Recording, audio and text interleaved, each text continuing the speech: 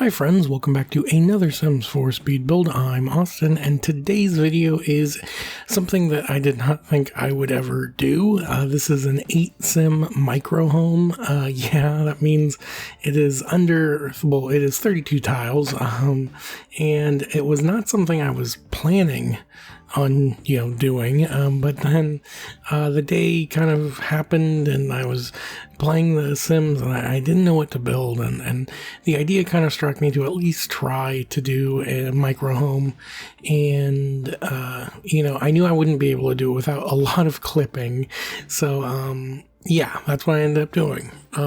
Now, mind you, as you watch, the beds are very close together, but every bed is functional, so there is that. I'm sure I'm not the first person to do this, but I do feel like probably not a lot of people do this because it is sort of a crazy thing to do and it doesn't make a ton of sense, so I guess I can take pride in that. But, the easy part of the build was early on when I was ignorant to the fact that, placing down all the beds is only like half the battle.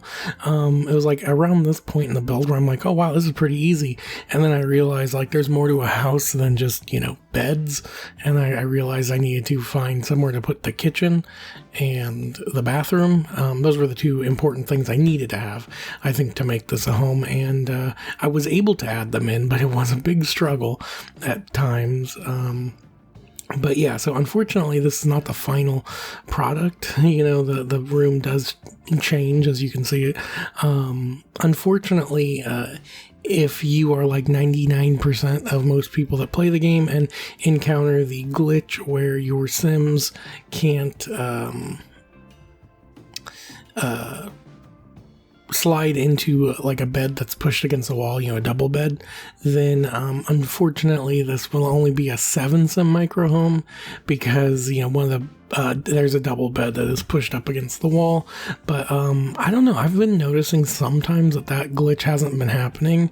If you saw my video on Monday, the Thin House Challenge from James Turner, then the bed in there is up against the wall. And when I was actually testing it, the Sim climbed into bed and slid over to the wall, which was like the first time that had happened to me in quite some time. It'd been like at least a couple years since the last time I checked that. I personally, try not to let it affect my builds though, because, I don't know, I feel like I guess I'm an optimist where like I'm, always hoping that the, bugs in the game are fixed, but that bug has been in the game for a long time, so who knows if it is ever going to get fixed. But yeah, so as you can see, I was really struggling with the beds for a little while. I eventually get everything sorted out though.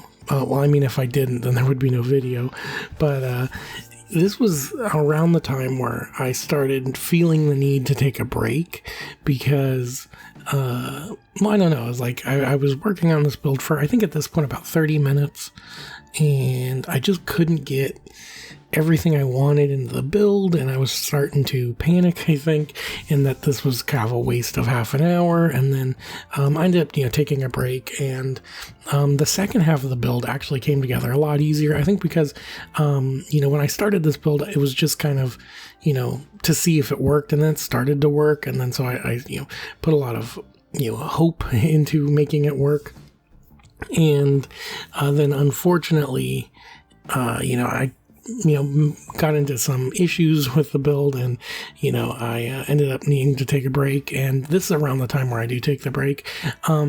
Now mainly, a big portion of my struggle with this build was completely my fault. I am a bit of an idiot when it comes to new items, just because I don't really play the game that much, even though I have been trying to play it a little bit more.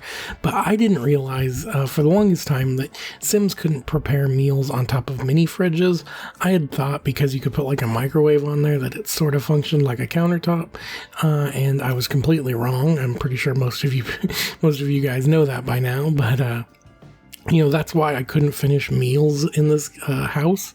So I do end up figuring it out and fixing it, but it was a big portion of this build. It was, it was a big struggle. and it was probably the one thing that was going to hold me back from doing this. But yeah, so this video should be coming out on Wednesday, so meaning there's one more video for the week, and I am really excited to share this video with you that's coming up. I've been really excited to share all the videos from this week. The funny thing though is, so Monday's video was a tiny house. Today's video is a microhome, and so you'd think that maybe Friday's video would be a small house, but no, it is actually the opposite. It is one of the largest houses that I have built in quite some time. I think the only few builds that may be larger recently, ooh, that's tough. This is probably, easily my biggest build in a long time. I'm trying to think back to a Brindleton Bay build I did this time last year or even 2 years ago. So yeah, it's been a long time since I've done a house this large. It is also not the largest house I've done. I did a really large home a long time ago, and I pretty much swore off, massive houses since then. But maybe, who knows, maybe someday soon I will revisit that again. But yeah, it's just been an exciting week for builds, and next week is shaping up to be another exciting week. I have been trying new things in The Sims. I'm recording a lot of videos. I'm trying not to get burnt out, though. I know that is something that I have experienced a lot, as you might know from the long hiatuses from my channel.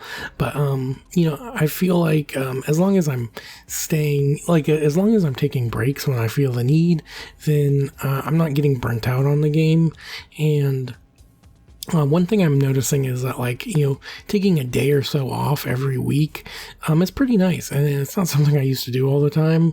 So it's, I think, been helping me not get burnt out on the game. I've also been playing, which is something I haven't done in a long time. So that's been something that's been really exciting, and I don't know if I'm going to do a Let's Play or anything like that for the channel, but so far I've just been enjoying playing and, coming up with ideas. So yeah. But landscaping this build was the most difficult part, I'd say, because it was at this point where I realized I was under budget. I was under the 32,000, I think, and so I was like, I could probably make a pretty decent house and some decent landscaping and still have it be under budget. So that's what I ended up doing, though. Depending on what lot you pick, this house will probably be under budget. I don't remember how much the overall budget was, but I don't think it was under, I think it was under 30,000 or just around 30,000. But the reason being is because there's no space to really, furnish the home. There's not that many decorative items I can place, so it's not like I'm going to just kind of drive the budget of this house up. But I could still probably have found ways to do it.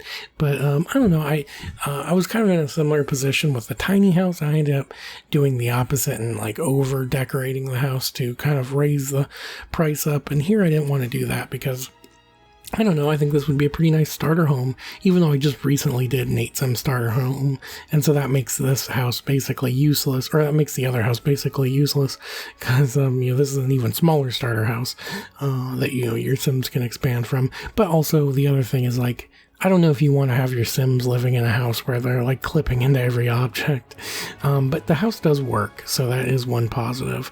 But I personally don't like doing these kind of builds mostly, where objects are really severely clipping into each other. I don't know why. It's this isn't some sort of competition. It's not like I'm cheating or anything, but I don't know. I kind of like the purity of, having objects stand on their own, literally. I don't like clipping. But as you can see, screenshots are here. If you want to see more screenshots, then head on over to my Instagram account, where I post screenshots to my builds every week. Now, if you missed Monday's video, the Thin House Challenge from James Turner, I would recommend checking that video out. It was a lot of fun to do, and I absolutely loved that challenge. But anyways, thank you so much for watching, and I hope to see you next time. Bye.